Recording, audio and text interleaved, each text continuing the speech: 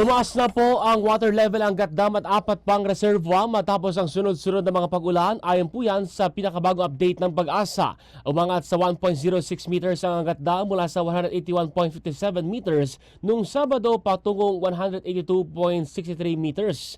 Tumaas din ang water level sa Ambuklao ng 0.21 meters, San Roque ng 1.04 meters, Pantabangan ng 0.47 meters at Kaliraya ng 0.13 meters. Samantala, bumaba ng bahagi ang water level sa Ipo, Lamesa, Binga at Bagat Dam. Sa kabila po ng mga pagtaas, nananatiling mas mababa sa normal high water level o ang water level ng lahat ng reservoir. Samantala, binawasan na rin po ang bukas na spillway gates sa Ambuklao at Binga Dam. Mula po sa tatlong gate, dalawa na lamang ang bukas sa Ambuklao, habang mula apat ay tatlong gate na lamang ang bukas sa Binga. Patuloy naman pong binabantay ng Pag-asa ang kondisyon ng mga dam at epekto ng mga pagulan sa mga reservoir.